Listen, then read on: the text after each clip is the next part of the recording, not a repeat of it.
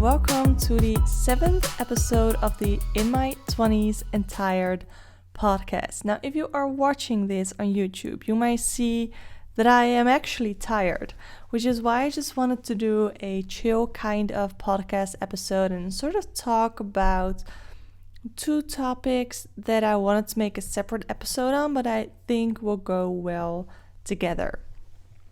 I'm also gonna try and not talk too loudly because it is 10:30 p.m. And I feel like I'm being loud for my neighbors. Yeah, maybe that I shouldn't care about that because they are always loud to me, but I don't want to be one of those neighbors. I just want to quickly give a little personal update and then dive into the main topics of this episode, which are perfectionism and stress/burnout. So, a little personal update.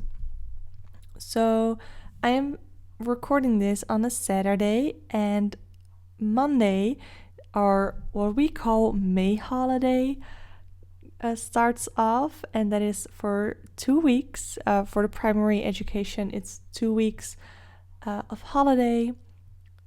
Nobody is actually going on holiday, I guess, I hope. But after the May holiday, I get to teach again. I teach 4th grade. My work days are Wednesday and Thursday, but the way that everything is being constructed at the moment so we can actually teach safely after the May holiday is that on every workday except for Wednesday, we will be teaching half the group for the entire day. So we have our 4th grade group split in half, and I teach one half on Thursday, and my coworker teaches them on the other days of the week. This week I also finally got some schoolwork done. Ever since we've been having to stay home, I didn't feel motivated at all. I have thought about quitting the study. I wasn't actually gonna do it, but the main motivation for me is actually teaching the kids at my internship. And now that I have a paid internship, I take it even more seriously, and now I couldn't teach the kids anymore. So that main part of my motivation to become a teacher just was gone. And it was just a pile of schoolwork, a lot of online meetings with the team that didn't always go well. So I definitely doubted myself if I should continue to study, but I am halfway through my 3rd year, so I have less than 1.5 years to go. And next year I'm gonna do my minor, and it's a really fun minor, which is like innovation in education. So I'm really excited to start that, and I just have to keep the goal in mind that I would love to be a teacher. I really want to be a teacher. So I am just focusing on that. But I did look at some hairdressers courses. Not that hairdressers have a job right now, sadly. But I really like hair. I really like doing hair. You may not be able to tell right now because my hair actually looks just silly and weird and kind of makes me feel older than I am, I feel like. What did I say? Makes me look older than I am. I don't know what I said. But yeah, this week I finally got some schoolwork done, and I was finally able to cross some things of what feels to be a never-ending to-do list. Okay, so that is the personal update. Now I want to go into the first topic, which is perfectionism. So I feel like perfectionism is kind of used as like a good bad trait at an interview. Like if you have a job interview and people ask you what your bad traits are, or what your like your weakness. People say, oh, I'm a perfectionist. I love having things done perfectly. But I think that's a little strange because I feel like it is sort of romanticized, the idea of perfectionism, and it has become like the same as with OCD, where people will just say that they have OCD or, oh, my OCD is coming out right now because they like being organized in a certain way. But I just feel like everybody has their preferences. I mean, this is a whole other topic with the OCD thing, but with perfectionism, it's the same thing. There are a lot of people who don't like half-assing stuff, especially things that they enjoy, that they are passionate about. So I feel like the idea for perfectionism, like we usually say it about ourselves, I know it's a bit strange, but I found this article on Good Therapy that I wanted to share. So they write, perfectionism is often seen as a positive trait that increases your chances of success, but it can lead to self-defeating thoughts of behaviors that make it harder to achieve goals. It may also cause stress, anxiety, depression, and other mental health issues, which I will talk about later in this episode as well. People who strive for perfection out of feelings for inadequacy or failure may find it helpful to speak with a therapist. This can often help people manage excessive self-criticism. And I think this is a really good, I wouldn't necessarily say definition, but I think they formulated this really great, that perfectionism isn't just wanting the best out of yourself. That isn't what perfectionism is. Perfectionism is striving for perfection because you have feelings of not being good enough and inadequacy, or being afraid of failure. And that is something that I dealt with for a long time, especially when I just started to study. Especially in the winter, because I get this seasonal affective disorder or depression. And this last winter actually was pretty good for me, but the 2 winters before that were horrible. And I struggled with a lot of like anxiety for failure anxiety. I don't know really how you say it in English. But so yeah, that is when my perfectionism really made me struggle with my feeling of adequacy, because I definitely felt like I couldn't do this study. Like I wasn't cut out to be a teacher. And now I am pretty confident that I am a good teacher, or that I'm on my way to become a good teacher. So what does good therapy says? Signs you might be a perfectionist. This might be fun. Most people engage in perfectionism from time to time or in certain areas of life. People who are nearly full-time perfectionists may feel the need to achieve perfection constantly. They might also not be able to perform a task unless they know how they can do it perfectly. I can relate to that a little bit. View the end product as the most important part of any undertaking. As a result, they may focus less on the process of learning or completing a task the best out of their ability. Okay, so I used to be like this a lot. I thought the end product was so important, and that is kind of what I just said about my study, right? That I just, oh my god, I have to yawn. I just said that about my study, that I am looking at the end product, which is me being a teacher, and not really enjoying the process, which I don't think has anything necessarily to do with perfection, just that I think it is a thing with many studies that people, you follow a study because you want to become or fulfill a certain profession. And the study isn't always that fun, If you're a student, or you recently were a student, you can probably relate to that. Let's see, they might also not see a task as finished until the result is perfect according to their standards.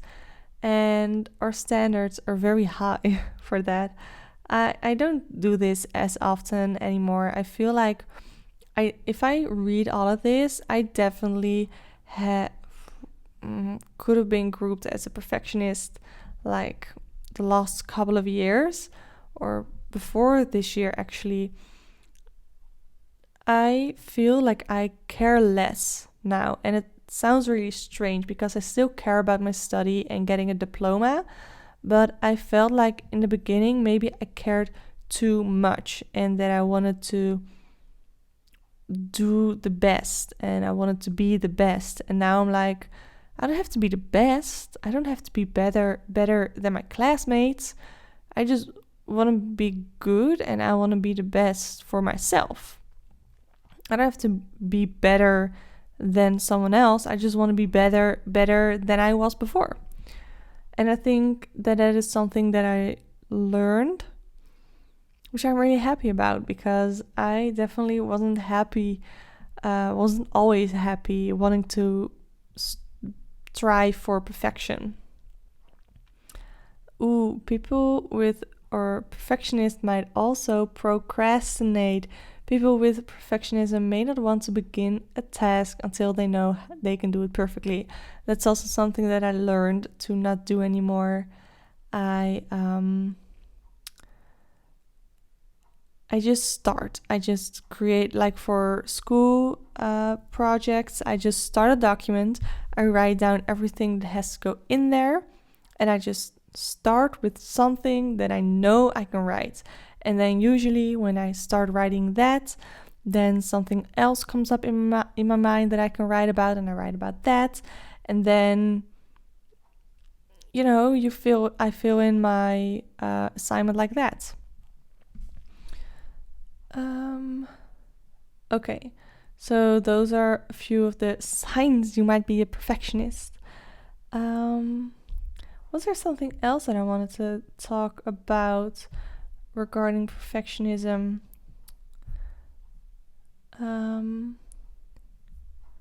Let's see, because I've been talking for about almost 13 minutes, and I don't know if I want to go through to the burnout. No, I see this part, what causes perfectionism. So I want to talk about that a little bit, and then I will go over into the stress and burnout topic for this podcast episode. Yeah. What causes perfectionism? Many factors can contribute to whether perfectionism develops. A few include, so these are not all of them, frequent fear of disapproval from others or feelings of insecurity and inadequacy. Like I said, that was kind of the one was the case for me. Mental health issues like anxiety or obsessive compulsive disorder, OCD, that I just talked about. While a correlation between OCD and perfectionism has been found to exist, not all people with perfectionism have OCD, and not all people with OCD are perfectionists. I feel like OCD is one of those things that also is very romanticized. It's not fun having OCD. I have no experience with OCD, with having it myself. I don't know anyone in my surroundings that has it, but sometimes I saw those TV shows where they show you what certain things are like, and it can be really hard to deal with. And it's definitely more than wanting to be organized and color coding your freaking bullet journal. Let's see. Something else that can cause perfectionism is having a parent who exhibits perfectionistic behavior or expresses disapproval when their children's efforts do not result in perfection. Some parents may encourage their child to succeed in every area or push perfection on them to an extent that can be considered abusive. Ooh. This is just really hard. Luckily, this is not the case for me at all. I'm really glad to not have experience with this. But yeah, you do hear about people being perfectionistic or having failure anxiety because of their bringing up. And the last one, an insecure early attachment. People who had a troubled attachment with parents when they were young may experience difficulty self-soothing as adults. They may have trouble accepting a good outcome as good if it's not perfect. Again, another thing that I can't really relate to. I just keep yawning. It's way too late for me, I guess, but I just really wanted to record an episode tonight. Otherwise, I wouldn't have an episode going up today. And I don't know, I've been having a lot of fun with my podcast. It's basically just me sitting down and talking about a few topics. I don't even have that many listeners yet. But I don't know, I just enjoy it. And I know I look really shitty. Like, I just yawned, my eyes are red, my hair is at the end of it, like today, and I'm not wearing any makeup. But you know what? I overcame perfectionism. I don't have to look perfect for the camera all the time. That is also something that I struggled with when I did when I did YouTube. I wanted to always look super pretty before I started filming. And if I didn't feel super pretty, I wouldn't film. But now that is not the case. So perfectionism is one of those things that you hear millennials say or talk about a lot. But another thing that I feel like happens a lot with millennials is stress and burnout. And I actually experienced the start of a burnout, and I don't really know like the correct English term. It wasn't exactly a burnout, but it was still pretty bad. So I'm gonna talk about this right now, and I'm gonna try to keep focused or to stay focused. So this was in the spring of 2016. I was on my final year in my journalism study, and I had this internship, my final internship, and I had been working hard on this internship for months, and I had so many tasks. I had to keep up with social media channels. I was creating TV program scripts, was brainstorming for new TV program ideas. I was scheduling interviews. I was finding people to be interviewed. I was actually taking some of the interviews myself, and sometimes I also had to edit them in Final Cut Pro for the TV programs.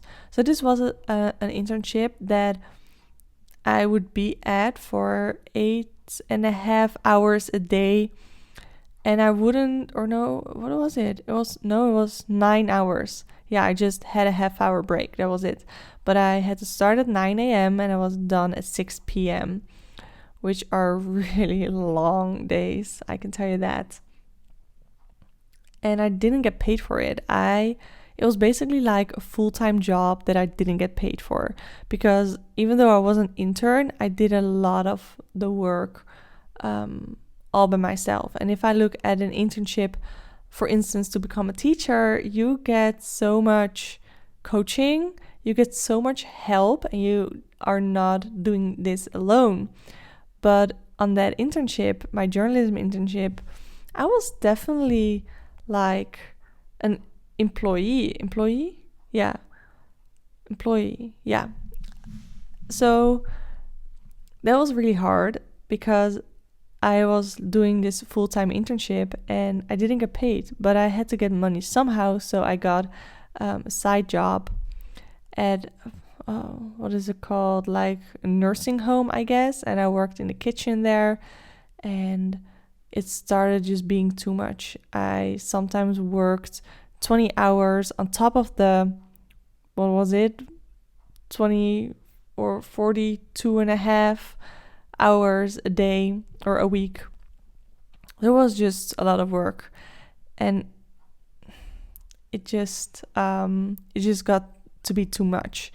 I actually quit my job already in February, I think, and my boss was really helpful and really nice about it. And he said, "Okay, I'm gonna take you off these, and these shifts. If only you can take these last few shifts, then it's just fine." And I was like, "Okay, I can do that." So I did that. And then I didn't have a job anymore, but I still lived with my parents, so it wasn't that big a deal. But still, it's nice to have a little bit of money. But I had some saved up. So I could still go on at my internship for a little bit, but it was just getting to be so much. I had so many tasks because I couldn't say no, and because I wanted to deliver perfect work.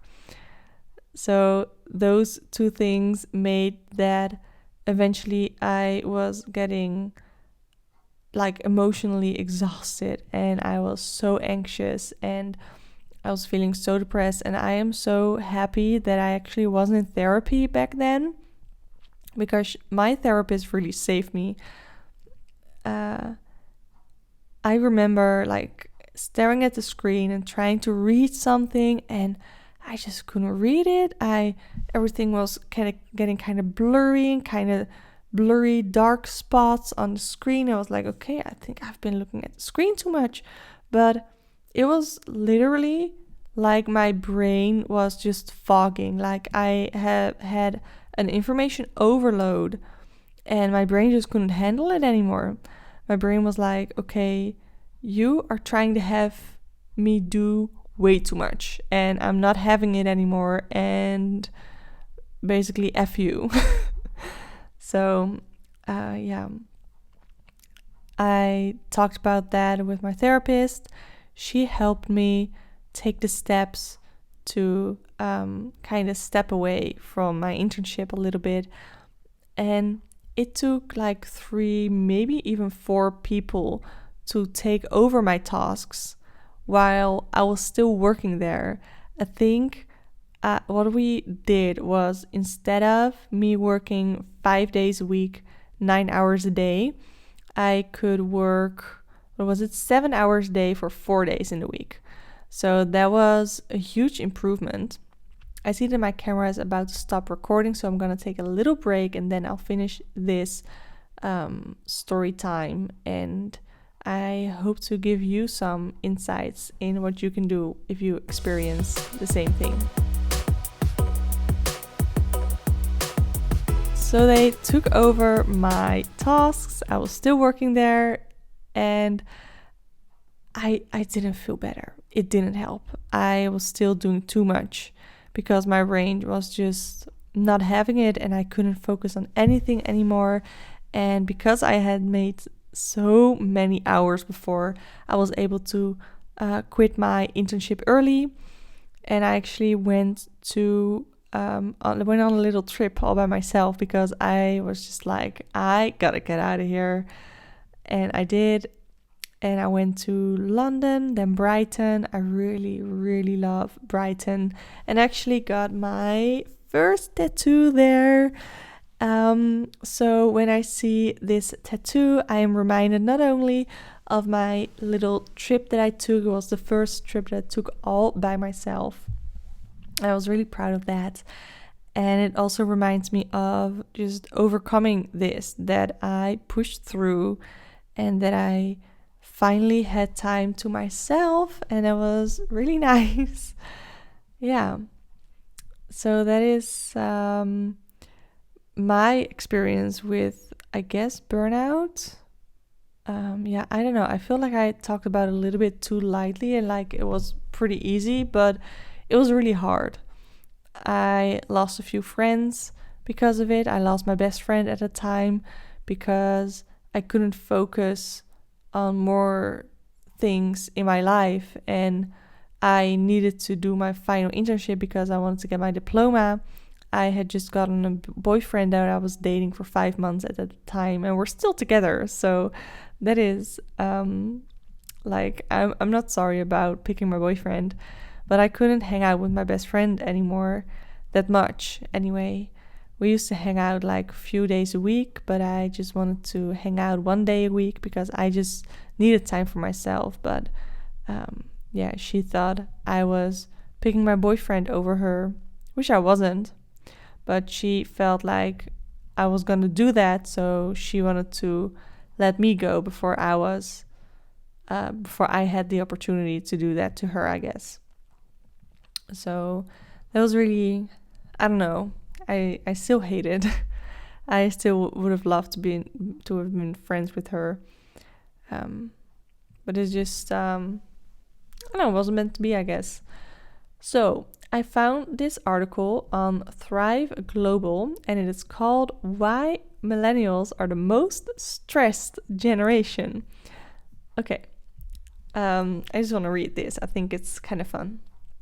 Millennials receive flack for just about everything, but one reasonably accurate point is their propensity, I don't know, for stress. An overload of cortisol has been dragging this generation down in recent years. You likely know the cause of your distress, but what about the rest of your peers? What's keeping them up at night? The reasons are more complicated than you think. So then they list a bunch of reasons why millennials are the most stressed generation, and I think this can be kind of interesting. So the first thing, of course, that they write about is social media and technology. Social media isn't the bane of existence like many claim it is, but it does have a tangible effect on one's self-image and thoughts. Seeing your peers celebrate and live glamorous lives can easily trap you in a case of FOMO.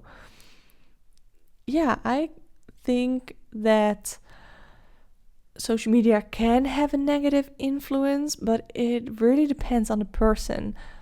I do think that most millennials haven't grown up with or didn't grow up with social media. When I was young, we had this, it was comparable to, I guess, MySpace, or if there was even an earlier thing before MySpace, that is what we had here in the Netherlands, which was called Hives. It sounds weird, but it was called Hives. And everybody had a profile on there. And this started when I was in the 6th grade. Yeah. And then we went on to Facebook. And now there are so many more social media platforms. But most millennials didn't grow up in like primary education with social media. And social media didn't really have a big influence in my life until like the second half of my high school career. So, but I do understand that we are now in an age, I am 26, and I see so many other 26-year-olds who are married, have a diploma, have a career, they have kids, and they bought a house, and it just seems like they are so much more successful than me. I am a 26-year-old who is still in college. I am living off my school loan and a paid internship. I do live with my boyfriend. We live together and we are very happy living together. But we have a fairly small apartment with shitty neighbors. So it sometimes feels like I'm doing something wrong. Like I should have chosen a different path so I could be as successful as most 26-year-olds are. But then again, does it make them more successful than me just because they are married and have children and whatnot? It just makes you feel like that. And maybe that is because of social media, maybe not. I'm not sure. So the next thing that they write about are workplace woes. Many older workers are forthcoming about their dislike of working with younger people. I can relate to that. Ooh. A lot of them will tell you millennials want too much, complain about everything, and have no job loyalty. As always, the issues are more intricate than that. Before I read on, this is something that annoys me a lot.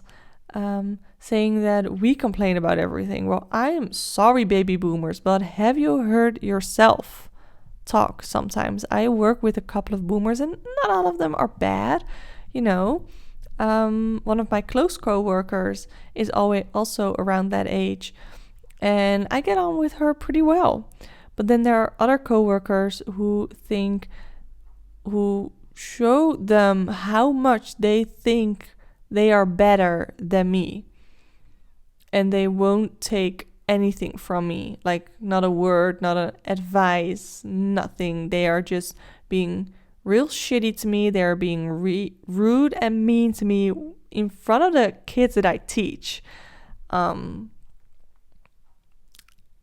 So regarding wanting too much and having no job loyalty, in this case, I would say if you think wanting just nice coworkers and nice atmosphere at my job is too much, then sure. And having no job loyalty, well, if I have to work with a bunch of Karens that are making me feel miserable, then no, I have no job loyalty and I will look for another place. You know, I think that, so no job loyalty. I think that comes from just wanting the best for yourself. I am not going to get stuck in a job that I dislike with coworkers that I dislike and that dislike me. You know, I think I deserve better than that. And that is why I have had a lot of jobs. So I guess I fall under the having no job loyalty. But I think sometimes I deserve better and I will pursue that. So next on, she writes that millennials are generally well educated with high self-esteem, meaning they know what they deserve and how to get it. So that's basically what I just said. Few people want to settle for less at their job, so if a millennial feels underappreciated or wants a promotion, they are going to express that. And I think that is actually a great thing. They recognize the workaholic style of the yesteryear isn't conducive to anyone's health, and they want to overhaul it for the better or leave if their job refuses to accommodate. I think that's just a great thing, actually. So next, in the reasons of why millennials are the most stressed generation is unrealistic expectations. I think this has to do with social media as well, because I always expected myself to be married with kids by the time that I am 26. And it sounds so strange because I am definitely not in a place where I could have kids right now. I really want kids in the future, but I am just not at a place right now to have them. So whether these expectations come from themselves or overbearing parents, millennials experience a lot of pressure to succeed.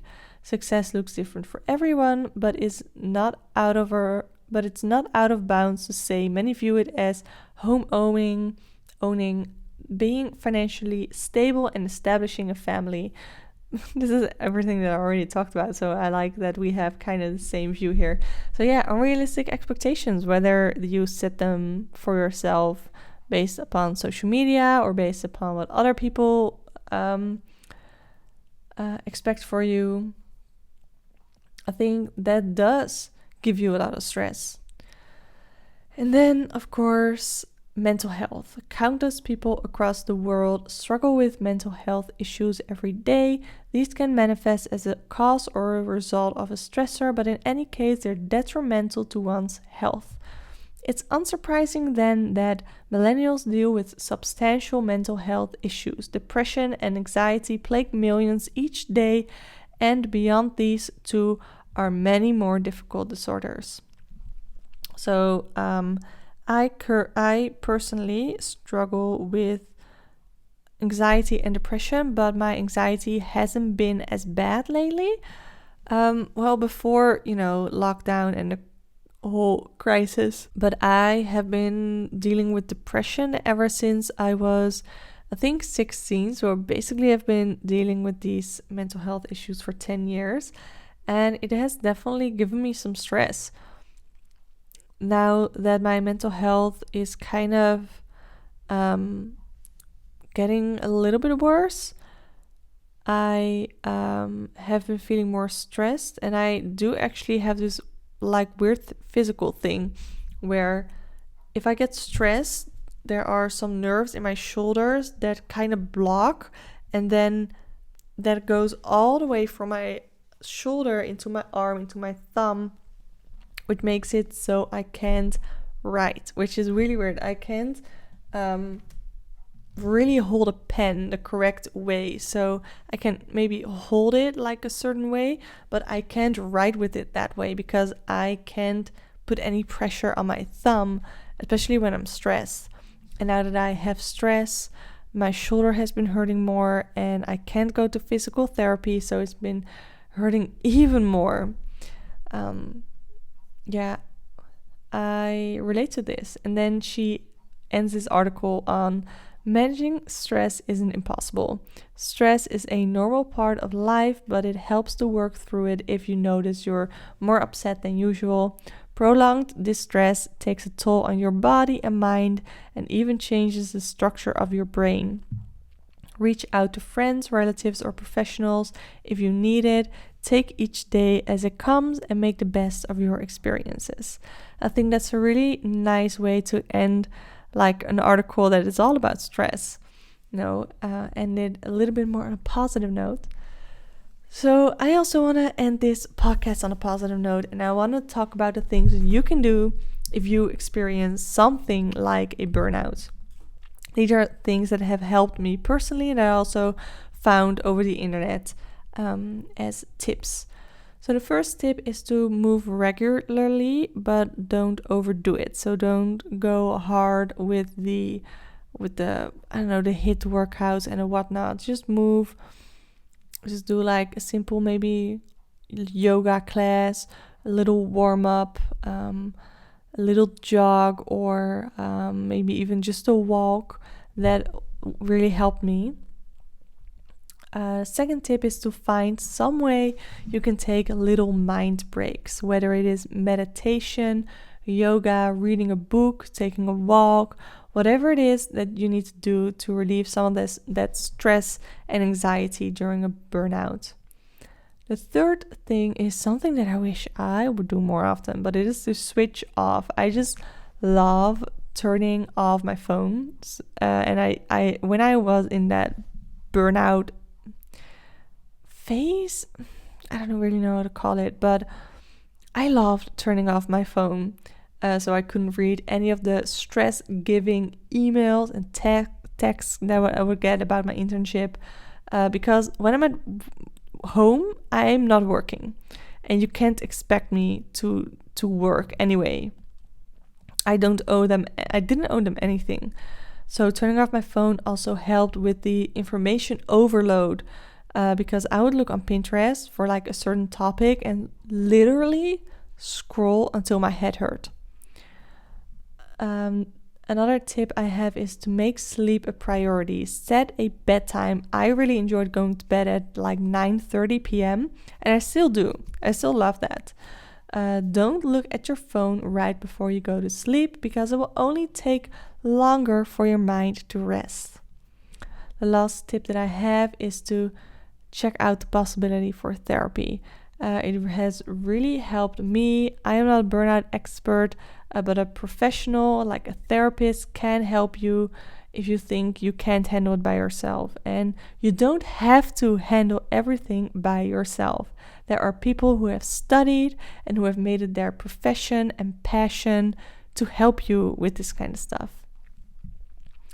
So that is how I wanted to end the episode. I really hope you enjoyed it. It was kind of a chatty, well, I mean, every podcast is chatty, right? But I mean, this wasn't as planned out as like my astrology episodes that are really meant to inform. This was also meant to inform, but also to kind of talk about my own experiences. So if you want to give your perspective on perfectionism, burnout, stress, anything like that, I would love for you to send me an email or to comment on YouTube. If you're watching this on YouTube, I'll put my email address in the show notes, as well as the articles that I used, that I referenced, and that I read out loud on this podcast episode. Yeah. So, yeah, if you want to listen to more episodes about the struggles of going through your 20s, the struggles of being a millennial, then please listen to my other episodes. I have a few episodes on about astrology. I have 2 astrology episodes. I have an episode about quarter life crisis, about having tattoos, piercings, and colored hair as a teacher. I talked about cruelty-free beauty. So there's a ton of episodes to listen to. You can listen on the platform that you're listening on right now, on YouTube, on Spotify, on Anchor FM. So yeah, thank you so much for listening. I hope you have a great rest of your day, and I hope you'll tune in next time. Bye.